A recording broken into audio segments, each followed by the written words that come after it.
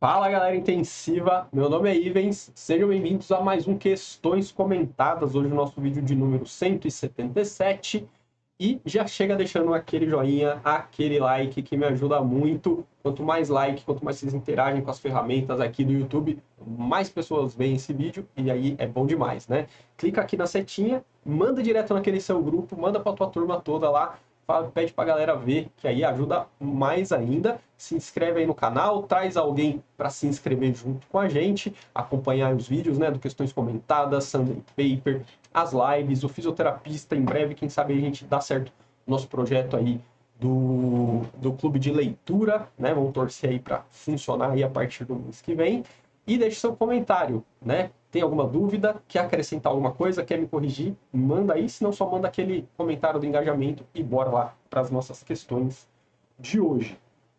Então, deixa eu colocar aqui na tela para eu poder ver. Então, hoje a gente vai falar das provas da residência da USP de Ribeirão Preto, agora de 2023, né? Fim de 2023, para quem vai entrar em 2024.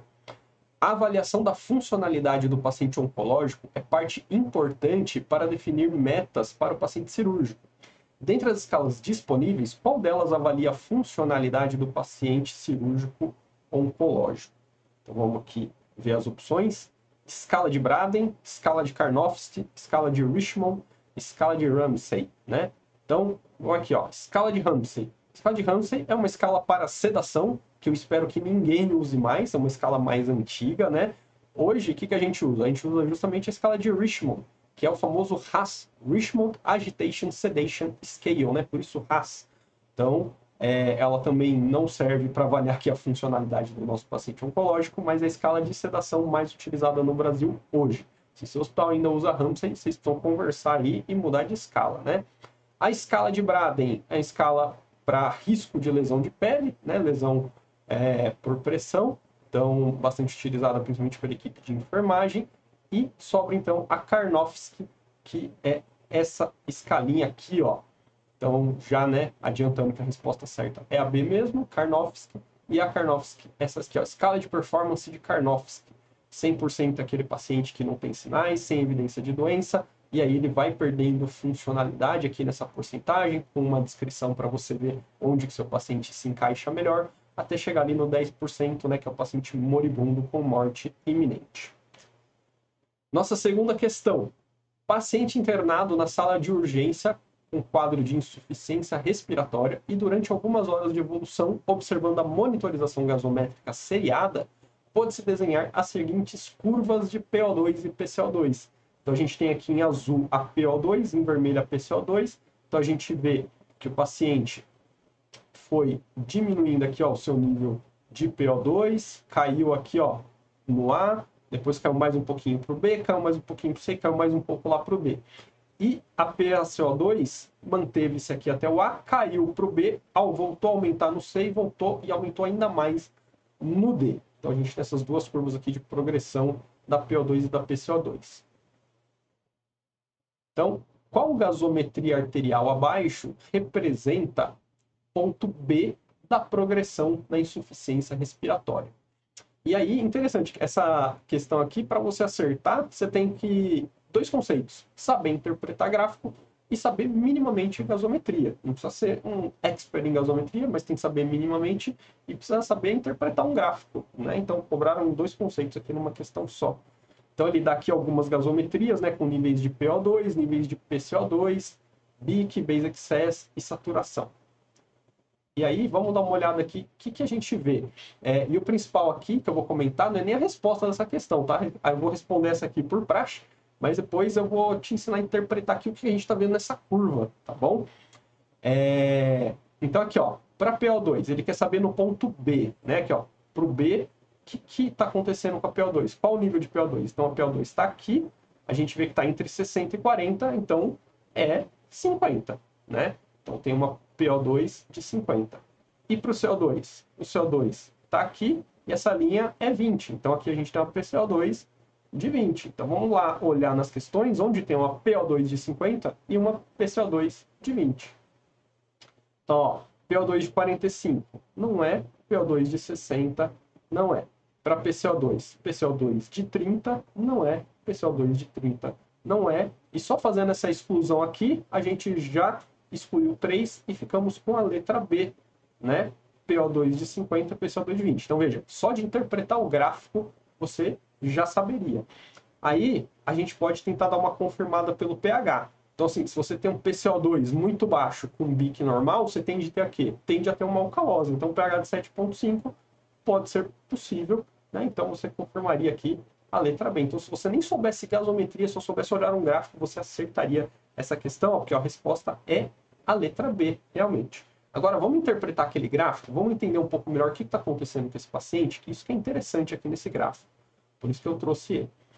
Isso aqui é um gráfico clássico de um paciente com uma insuficiência respiratória hipoxêmica, né? Insuficiência respiratória do tipo 1, que está evoluindo para uma insuficiência respiratória mista, né? Ou do tipo 3, né? Como algumas classificações trazem.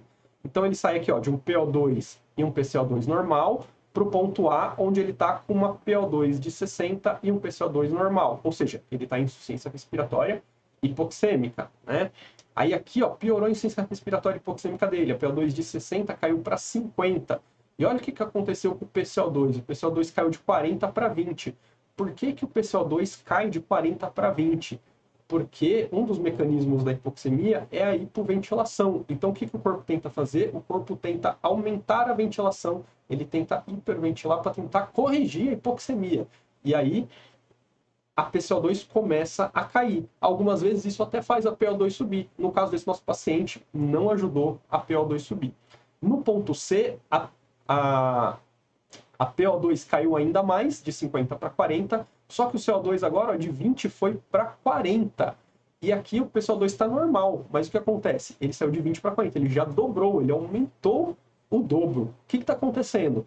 E aí depois, antes de explicar o que está acontecendo no C, já vou juntar o C e o D, que é o mesmo mecanismo. O PCO2 foi de 40 para 80, dobrou de novo, e o PO2 caiu ali de 40 para 20. Né? Esse paciente está com hipoxemia gravíssima.